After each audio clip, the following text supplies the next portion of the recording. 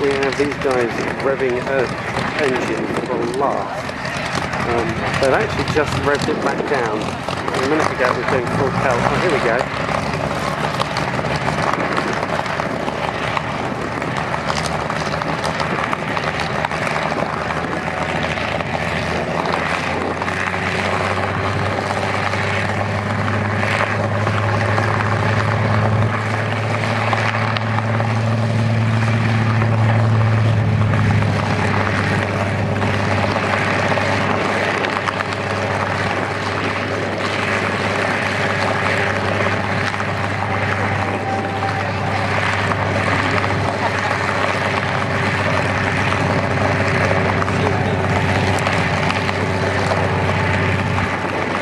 Background you've got E17, I'll be flying a bit later on as well, if you're lucky.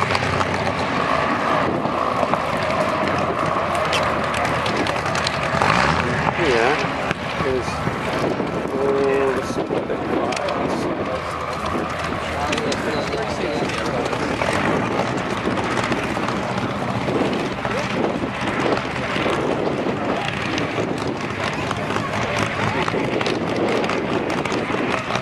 Working the people in the foreground, so that'll be helpful.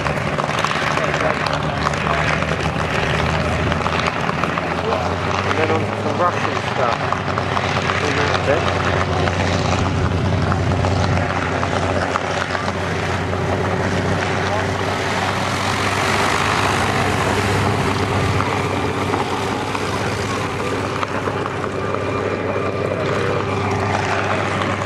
There you go. They're still going.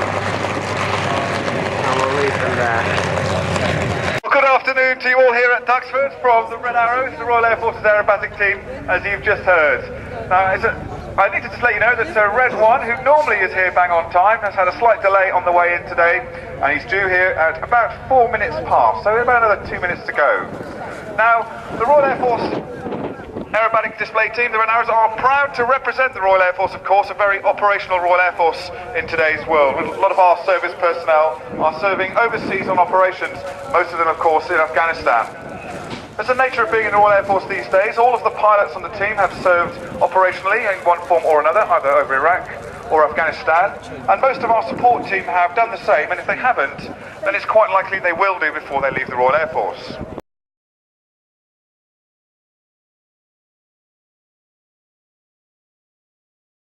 Airfield. So here they are, ladies and gentlemen, the 2010 Red Arrows.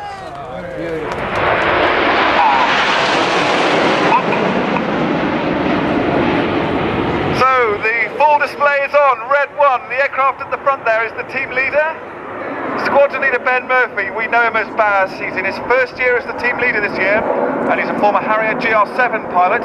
Never flew that GR9 during his tours on 1, 4 and 20 Squadron, but like all Harrier pilots in the Royal Air Force, he's seen several operational tours in Afghanistan, providing close air support to the young men and women of the British forces and also our coalition allies out there who work, as you know, in some very difficult circumstances. The team now has changed to diamond formation as they come out the bottom of this loop and twist away from us. 2002, where he went on to be a Harrier pilot himself, and therefore seen several operational tours in Afghanistan, actually as a qualified weapons instructor on the Harrier force. This is the cranked arrow roll, and the reason I mentioned Kermit, now in the lowest position as we look at them, is because he's bunting, pushing on the stick, rolling, and using lots of rudder towards Red 1 to maintain that position in formation. It's an extremely difficult position to fly in on the left wingtip of the cranked arrow roll. A skillful pilot, clearly, Red 9, Kermit formation.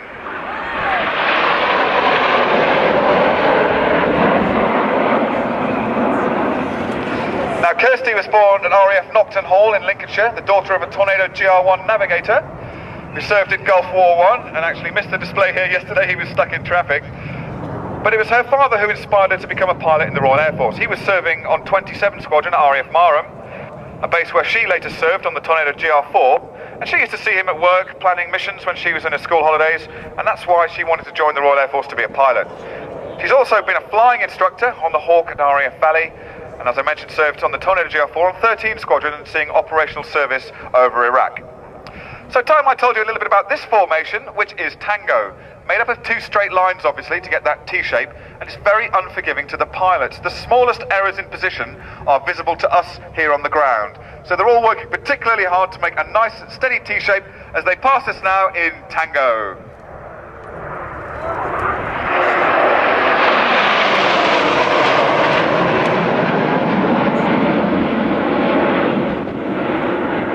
Heading in. Out. Rolling. Out. Smoke off. Go. So that's Red 1's voice commands to the pilots to roll out and switch off their smoke. Pilot currently rolling back to form Blackbird as they pitch up here at 4G. Zane served on one squadron and completed 4 operational tours with them out in Afghanistan. Zane's the left wingtip of the Blackbird. You can see the shape quite nicely now as they fly this quarter clover. They're reaching a mile above us there. The speed for the aircraft now is back to about 200 miles an hour, relatively slow for a fast jet, not much more than the Hawk's takeoff and landing speed. The pilots at the back are really working hard here to maintain Blackbird. It's a difficult formation to fly in such a dynamic manoeuvre. Coming. Left.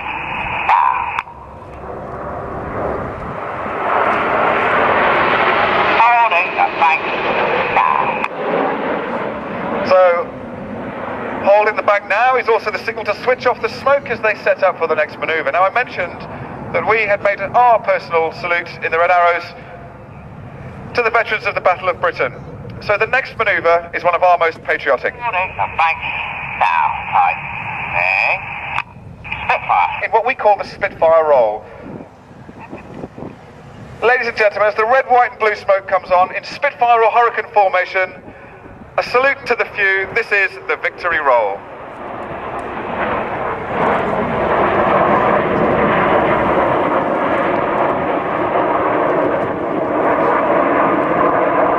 Now they top out about 2,500 feet in these barrel rolls.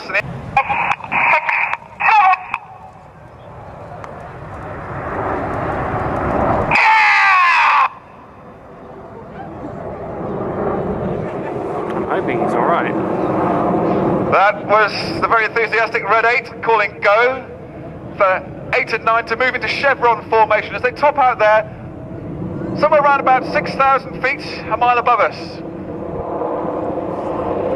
Being upstaged by an airliner there as they come down the hill here, and they'll be 400 miles an hour at the bottom of the hill.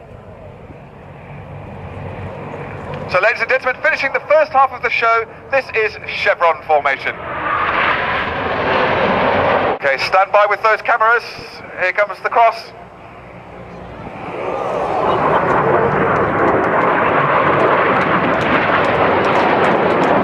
On the Monty and Pablo in this manoeuvre here are pulling about 7G, and the second pass is more difficult than the first as they tackle that turn to make it look like that. Perfect.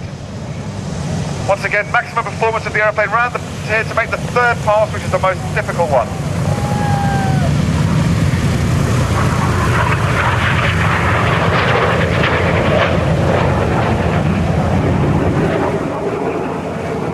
Oh, nicely done, Synchro. They made it look easy. Believe me, it's not.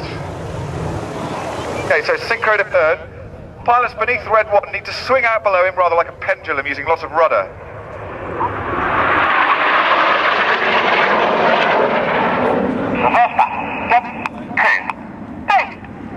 That's the call to reverse battle. Now, most of the time, the even-numbered pilots fly on the right-hand side of the formation, and the odds are on the left. But as you look at them now, we've got it the other way round.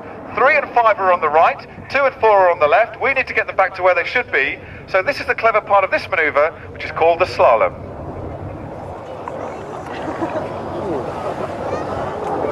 That's tough. To do that requires complete trust and coordination between those 5 pilots. That's 6 and 7 rolling in to fly upside down close formation as 8 and 9 barrel roll around their smoke trails. Very quickly, you can see why we call this the corkscrew.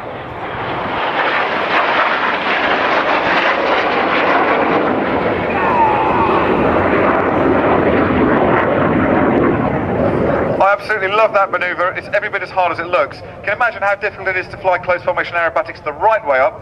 Well, imagine what it's like doing it upside down. 2 and 3. Roll, go! So the inside pilots pitch up, barrel roll around those on the outside who shuffle up to fill the gap. If you ask the pilots how they do this, they'll probably tell you they pull and roll as hard as they dare.